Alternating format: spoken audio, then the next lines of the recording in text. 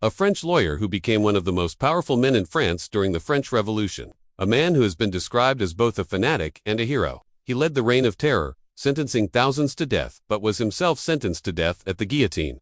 Who was this man? What was his role in the French Revolution? And how did he die such a horrific death? Well, you're about to find out.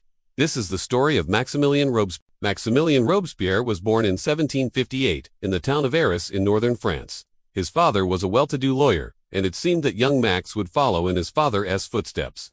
But while studying law at the University of Reims, he became fascinated by political theory and the ideas of the Enlightenment. He befriended two fellow students, Jacques-Pierre Brissot and Georges Danton, who shared his political passions. After graduating, he returned to Arras where he set up a legal practice. However, he soon became bored with defending clients in mundane legal cases and wanted to do something more important with his life. In 1789, when the French Revolution erupted, Robespierre saw his chance. He traveled to Paris and threw himself into revolutionary politics. Thanks to his legal training, he was a skilled orator and debater, and he quickly made a name for himself. In October of that year, he was elected as a deputy to the National Assembly and became one of the most important members of the group. He was a Jacobin, which was the name given to the radical left wing of the revolution. At this time, he advocated constitutional monarchy, but later turned against the monarchy altogether. Robespierre had a number of notable characteristics that helped him succeed during the revolution. Firstly, he was a gifted orator who could mesmerize his audiences with his speeches. Secondly, he was a ruthless politician who was willing to do whatever it took to achieve his goals. Thirdly, he was a master propagandist who understood the power of the written word. He used all these skills to great effect during the revolution and eventually became one of the most powerful men in France. When the revolution turned violent, Robespierre was in favor of using terror as a political weapon. In 1793, he wrote, "Terror is nothing other than swift, severe, and inflexible justice. It is therefore an end to be desired, but an end to be dreaded." He believed that terror could be used to protect the revolution from its enemies and to force the people to be virtuous citizens, so he played a key role in the creation of the Committee of Public Safety, which was a group of 12 men who were given dictatorial powers to deal with internal and external threats to the revolution. In 1794, Robespierre became the leader of the committee and used his position to launch a series of attacks on his enemies. Over 17,000 people were executed during this period, most of them being from the middle class. Many of those executed were not even charged with crimes, but were simply suspected of being enemies of the revolution. Robespierre's enemies called this period the Reign of Terror because of the way people were arrested and executed without trial. One of Robespierre's main enemies was Georges Danton, who was one of his oldest friends. But their friendship turned sour when Danton criticized the direction the revolution was taking. Danton was eventually arrested and taken to the guillotine. Before his execution, he tried to convince Robespierre to moderate his views and end the Reign of Terror. But Robespierre would not listen. He said, "You are wrong, my friend, the revolution must go on. You are a sick man, leave me." Later, Danton's head was chopped off and his body was thrown into a mass grave. Another group that suffered at the hands of Robespierre was the Girondins, who were a more moderate political group. Robespierre accused them of being counter-revolutionaries and plotting to overthrow the government. 9 of the Girondin leaders were arrested and taken to the guillotine. One of them was Jacques-Pierre Brissot, who was also one of Robespierre's oldest friends.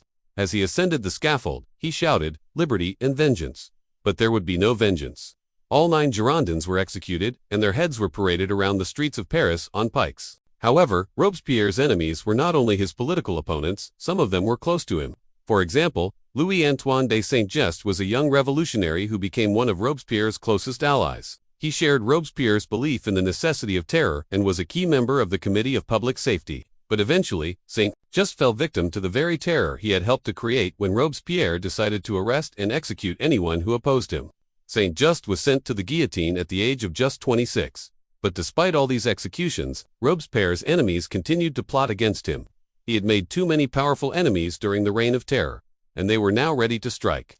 On 9 Thermidor year 2, which corresponds to the 27th of July 1794, a group of Jacobins, led by Paul Barras and Thermidorian reaction, broke into the Tuileries Palace, where Robespierre was staying, and arrested him. They took him to the nearby Luxembourg Palace to be tried by the Revolutionary Tribunal. The trial was a sham, and Robespierre knew he was doomed.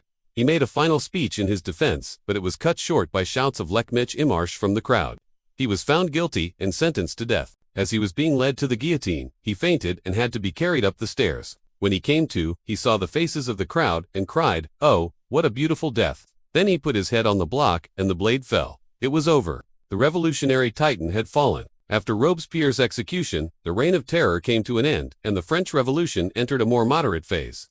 However, Robespierre's legacy lived on. He had shown that terror could be a powerful weapon of politics, and his methods were emulated by revolutionaries and dictators throughout history. In Russia, Vladimir Lenin used terror to crush his enemies and maintain power. In China, Mao Zedong used terror to solidify his communist regime. In Cambodia, Pol Pot used terror to try to create an agrarian utopia. And in Germany, the Nazis used terror to keep the population under control and eliminate their enemies. Robespierre has been the subject of much debate and controversy. Some see him as a hero who sacrificed himself for the revolution, while others see him as a monster who was responsible for the deaths of thousands. There is no doubt that Robespierre was a complex and controversial figure. He was a man of the Enlightenment who believed in reason and progress. But he was also a man of the people who was willing to use violence to achieve his goals. In the end, he was a product of his times, a child of the French Revolution.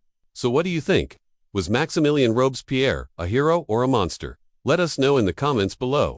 If you enjoyed this video, please like it so we can bring you more videos like this. Thank you for watching. Goodbye.